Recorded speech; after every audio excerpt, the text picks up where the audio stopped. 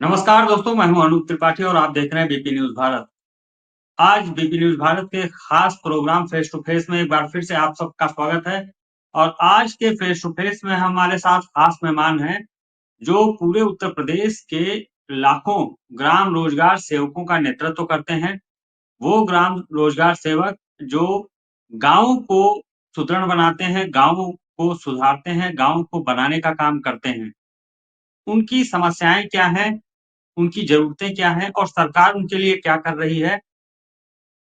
इसीलिए हम आज के इस खास फेस टू फेस प्रोग्राम में हमारे साथ जुड़ रहे हैं भूपेश कुमार सिंह, जो ग्राम रोजगार सेवक संघ उत्तर प्रदेश के प्रदेश अध्यक्ष हैं। उनके साथ हम चर्चा करेंगे और समझने की कोशिश करेंगे कि उत्तर प्रदेश आबादी के लिहाज से पूरे देश में सबसे बड़ा राज्य है और ऐसे में सबसे ज्यादा संख्या भी यहाँ पर है ग्राम रोजगार सेवकों की। तो उनकी समस्याएं, उनके हालात कैसे हैं। सिंह साहब नमस्कार, आपका स्वागत है हमारे फेस टू फेस कार्यक्रम में। धन्यवाद अनूप जी, और बीपी न्यूज को भी बहुत बहुत धन्यवाद।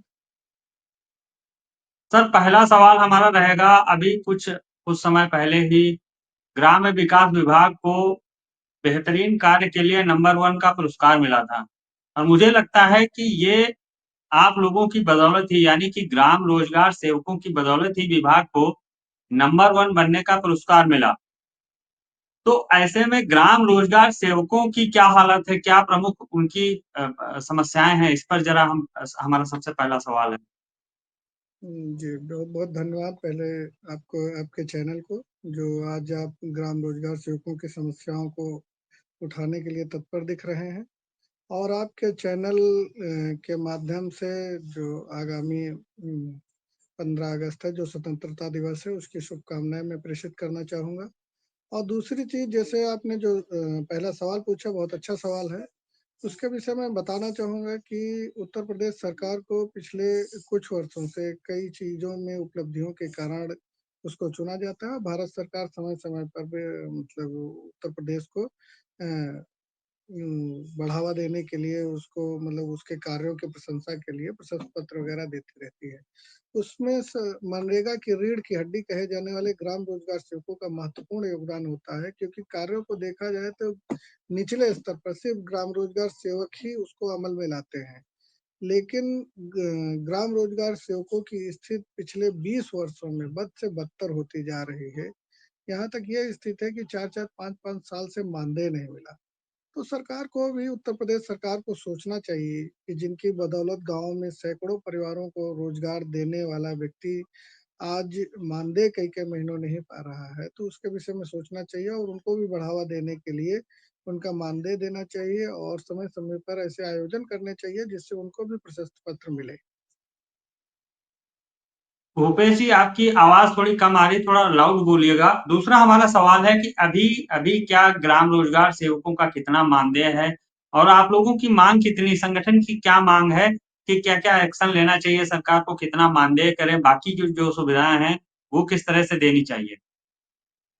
अभी वर्तमान में देखा जाए तो ईपीएफ मिला करके 10,000 रुपए ग्राम रोजगार सेवकों का मानदेय है, जिसमें 7788 रुपए प्रतिमाह मानदेय उनके खाते में जाता है और 2212 रुपए जो ईपीएफ कटौती होती है वो उनके ईपीएफ खाते में जाना चाहिए।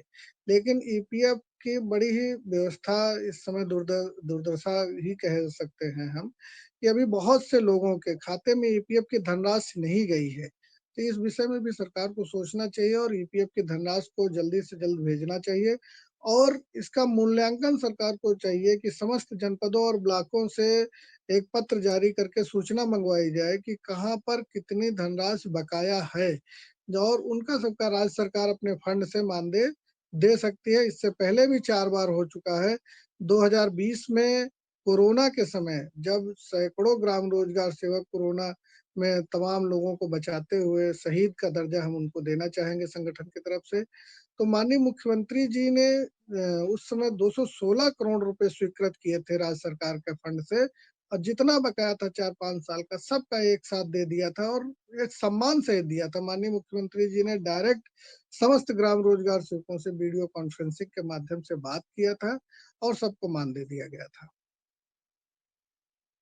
सर एक और सवाल बनता है कि ग्राम रोजगार सेवकों को लेकर मुझे लगता है योजना ज़रूर है, लेकिन कोई ऐसी अच्छी पॉलिसी या अच्छी नीति नहीं है जो अप्लाई हो शासन में और प्रशासन में, यानी जिले लेवल पर और सरकार लेवल पर। चूँकि कई जिलों में अभी पिछले कुछ दिनों पहले आगरा में देखने को मिला, वहाँ पर तमाम ग्राम रोजगार सेवकों की नियुक्ति को लेकर मामला फँसा, फिर मुख्यमंत्री से शिकायत की गई। या फिर अगर किसी ग्राम रोजगार सेवक की मृत्यु हो जाती है तो क्या मृतक आश्रित में उनको नौकरी मिलेगी? इस तरह की समस्याओं पर क्या कहना है आपका? विगत 4 अक्टूबर 2021 को सूबे के माननीय मुख्यमंत्री आदरणीय योगी आदित्यनाथ जी ने डिफेंस एक्सपो लखनऊ के मैदान पे एक बहुत बड़ा सम्मेलन आयोजित किया था, जिसमें उत्तर प्रदेश के समस्त मनरेगा कर्मी थे, तमाम जिलाधिकारी थे, सीडीओ थे, मनरेगा से जुड़े हुए जितने भी अधिकारी थे सारे आए हुए थे। लगभग 50,000 की भीड़ में उन्होंने एचआर पॉलिसी की घोषणा की थी, मृतक आश्रित की घोषणा की थी, मानदेय बढ़ाने की घोषणा की, तमाम घोषणाएं की गई थी। जिसमें ये भी कहा गया था कि बिना डीसी के परमिशन के किसी भी रोजगार सेवक पे कोई कार्यवाही नहीं हुई। लेकिन उसके बाद घोषणा होने के बाद आज भी एचआर पॉलिसी की घोषणा की थी, जिसपे विभाग से कभी विभाग में फाइल पड़ी, कभी शासन में फाइल पड़ी, कभी मनरेगा सेल में फाइल पड़ी। इधर से उधर वो फाइल हमारी धक्के खा रही है। और लगभग 14 महीने पहले विभाग में फाइल पे टिप्पणी लग करके 8 बिंदुओं पे टिप्पणी लग करके आई थी, जो आज भी जस के तस वैसे ही पड़ी है, जिस पे कोई रुचि नहीं ले रहा है। तो मेरा आपके चैनल के भी माध्यम से सरकार तक ये मैं बात पहुंचाना चाहूंगा, शासन तक बात पहुंचाना चाहूंगा कि माननीय मुख्यमंत्री जी ने जब एचआर की घोषणा की, जब फाइल बन गई है, जब आदेश उस पे होना है, तो उसको क्यों रोका गया है? क्या माननीय मुख्यमंत्री जी की घोषणाओं को पूरा नहीं करना चाहते विभागीय अधिकारी? क्या उनके मन में है, क्या उनकी मंशा है, इस विषय पे तो मैं नहीं कुछ कह सकता हूँ। लेकिन यह जरूर है कि जिस दिन एचआर पॉलिसी लागू हो गई, जो बनी है, उस दिन जरूर ग्राम रोजगार सेवकों के भविष्य का भाग्योदय होगा और उनका सुरक्षित जीवन जो है, सुरक्षित जीवन की तरफ वो बढ़ेगा। उमेश जी, ये तो कहा जा सकता है 4 साल हो गए, 4 साल पहले मुख्यमंत्री योगी जी ने इसकी घोषणा की थी। 4 साल बाद भी अगर लागू नहीं हो पाया है तो सीधे तौर पर हम कह सकते हैं कि ये अधिकारियों की मनमानी है या फिर अधिकारियों की उदासीनता है। इसमें मनमानी भी कह सकते हैं और उदासीनता भी कह सकते हैं, दोनों चीजें हैं। कहीं ना कहीं से इन मांगों को पूरा न करने के लिए वो अपने मन में बना लिए हैं। और इसके लिए मैं माननीय मुख्यमंत्री जी से भी बहुत जल्द मिलने की कोशिश करूंगा। माननीय उप मुख्यमंत्री जी से आज भी मैं मिला, वहाँ उनके विभाग में जा करके उनको पत्र दिया और उनके स्टाफ के अधिकारियों को भी अवगत कराया कि ये अभी भी समस्याएं जस की तस हैं और इस पे कार्यवाही होनी चाहिए। माननीय उप मुख्यमंत्री जी ने भी हम लोगों को भरोसा दिलाया है कि निश्चित तौर पे होगा। लेकिन कहीं ना कहीं से विभाग में इस पेज को फंसाए हुए हैं, क्योंकि सरकार जिस कार्य को करना चाहती है वो तुरंत होता है, लेकिन मुख्यमंत्री जी की घोषणा पूरी ना होना, ये समझो पूरी सरकार पे 50,000 जो हमारे ग्राम रोजगार सेवक और मनरेगा कर्मी हैं उनको संदेह हो रहा है। और निश्चित तौर पे वो बड़ा ही अपने आप को ठगा सा महसूस कर रहे हैं कि भाजपा की सरकार में भाजपा के मुख्यमंत्री की बात उनके ही विभाग के अधिकारी नहीं सुन रहे हैं। और बिल्कुल, बहुत सही और बहुत अहम बात कही आपने भूपेश जी। एक और सवाल बनता है कि मनरेगा जैसी योजना में काम करने वाले तमाम ग्राम रोजगार सेवकों के अगर हम जीवन स्तर की बात करें, तो पहले से अब क्या आप देख रहे हैं आप किस तरह का सुधार आया है या किस तरह की गिरावट आई है? कोई सुधार नहीं आया है। जब हम लोग आए थे इस विभाग में तो लगभग 56,000 लोग थे। 56,000 ग्राम रोजगार सेवकों की भर्ती हुई थी, जिसमें अगर जो मान लिया जाए लगभग 5,000 लोग उसमें एक्सपायर हो गए हैं और बाकी लोग हटा दिए गए हैं या स्वयं नौकरी छोड़ दिया गया। आज 34,500 सिर्फ ग्राम रोजगार सेवक बचे हैं और लगभग 6 से 8 हजार अन्य मनरेगा कार्मिक हैं। इसमें लगभग 40,000 की संख्या हम मान लेते हैं। तो कहीं ना कहीं से अगर जो भविष्य उज्जवल होता तो आज 34,500 ही संख्या हमारी न बचती। आज 20 साल हो गए हम लोगों की। तो ये 2000 से शुरू किए थे, 7700 रुपये आज 7788 रुपये पे ही पहुंचे हैं। भविष्य का कोई ठिकाना नहीं, मानदेय समय पे मिलता नहीं। काफी ब्लॉकों में, जिसमें सहारनपुर है, बरेली है, कानपुर नगर, कानपुर देहात है, वाराणसी है जो प्रधानमंत्री मोदी जी का क्षेत्र है, और उसके बाद बदायूं है। बहुत से ऐसे जनपद है जहां पर आज भी कई कई वर्षों का मानदेय बकाया है। और मैं आपके चैनल के माध्यम से विभागीय अधिकारियों तक और माननीय मुख्यमंत्री जी तक, उप मुख्यमंत्री जी तक बात को पहुंचाना चाहूंगा कि कम से कम सेंट्रल पूल जो बनी थी व्यवस्था आज से 4 साल पहले, एक सेंट्रल पूल बना था विभाग का, जिससे ये होता था कि जहां जिसका मानदेय देना होता था डायरेक्ट दे दिया जाता था। लेकिन उत्तर प्रदेश सरकार के कुछ अधिकारियों द्वारा उस सेंट्रल पूल के खाते को बंद कर दिया गया, जिससे आज मानदेय नहीं मिल पा रहा है। तो कुछ ऐसी व्यवस्था फिर से शुरू होनी चाहिए जिससे मानदेय सबको समय से मिलता रहे। बिल्कुल। भूपेश जी, मुझे लगता है ग्राम रोजगार सेवकों की समस्याओं पर जितनी चर्चा होनी चाहिए, जितनी बातें होनी चाहिए वो मीडिया में भी नहीं हो पाई हैं। और जो जनप्रतिनिधि हैं हमारे, चाहे वो विधायक हों, सांसद हों, नगर पालिका अध्यक्ष हों, उनको आगे बात को बढ़ाना चाहिए तो वो भी नहीं बढ़ा पा रहे हैं। और इस समय विधानसभा का सत्र चल रहा है, तो मुझे लगता है इस समय ज़रूर चर्चा होनी चाहिए। क्या कहेंगे आप? जी, जी, बिल्कुल आपकी बात सही है। इस संबंध में विधानसभा में भी पक्ष और विपक्ष के माननीय विधायकगण हमारी आवाज को उठा रहे हैं। माननीय मुख्यमंत्री जी की घोषणाओं के विषय में भी बात कर रहे हैं। और जो भी समस्याएं हैं, हमारे एमएलसी महोदय विधान परिषद में भी, हमारे एमएलसी अवनीश कुमार सिंह जी ने भी विधान परिषद में भी क्वेश्चन किया है।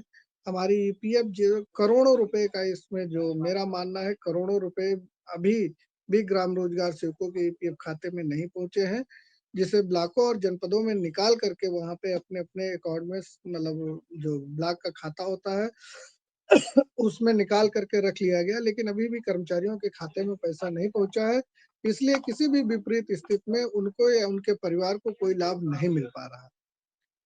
भूपेश जी, आखिरी सवाल, अपने अपने तमाम जो प्रदेश भर के साथी हैं, ग्राम रोजगार सेवक हैं, उनको क्या मैसेज देना चाहेंगे और सरकार से क्या अपील है?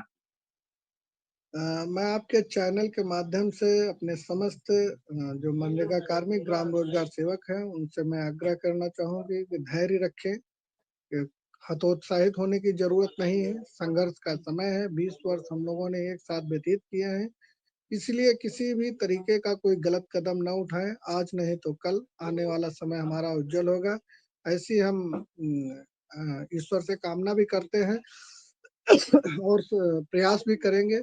और माननीय मुख्यमंत्री जी और उत्तर प्रदेश सरकार से निवेदन है कि माननीय मुख्यमंत्री जी की जो घोषणाएं 4 अक्टूबर 2021 को डिफेंस एक्सपो के मैदान में हुई थी, जिसमें सबसे बड़ी चीज एचआर पॉलिसी बनाने की उन्होंने घोषणा की थी। तो माननीय मुख्यमंत्री जी के सम्मान में विभागीय अधिकारियों को चाहिए कि उनकी घोषणा को जल्द से जल्द पूरा करें। अगर जो पूरा नहीं होता है तो आने वाले समय में हम लोग विवश होकर के माननीय मुख्यमंत्री जी के सम्मान में हम लोग हड़ताल और धरना प्रदर्शन के लिए भी विवश हो सकते हैं। बिल्कुल, बहुत शुक्रिया भूपेश कुमार जी, हमें समय देने के लिए और हमारे विशेष कार्यक्रम में आने के लिए बहुत शुक्रिया। हमारे साथ जुड़े थे उत्तर प्रदेश ग्राम रोजगार सेवक संघ के प्रदेश अध्यक्ष भूपेश कुमार सिंह साहब। अ, इस खास पेशकश में, इस खास प्रोग्राम में उन्होंने तमाम सारे सवालों के जवाब दिए और बताया कि उत्तर प्रदेश के जो तमाम ग्राम रोजगार सेवक हैं, उनकी समस्याएं क्या हैं। और मुख्यमंत्री योगी आदित्यनाथ ने सिर्फ आज नहीं, 4 साल पहले, बल्कि 2021 में ही ग्राम रोजगार सेवकों के मानदेय और उनकी समस्याओं को लेकर निर्देश जारी किए थे, घोषणा की थी। लेकिन अधिकारियों की लापरवाही का आलम यह है कि आज भी उनकी समस्याएं जस की तस बनी हुई है। ये है उत्तर प्रदेश की प्रशासनिक मशीनरी का हाल है। इस फेस टू फेस कार्यक्रम में इतना ही, फिर हम मिलेंगे अगले हफ्ते किसी नए खास मेहमान के साथ। तब तक के लिए मुझे और मेरी टीम को दीजिए इजाजत। नमस्कार।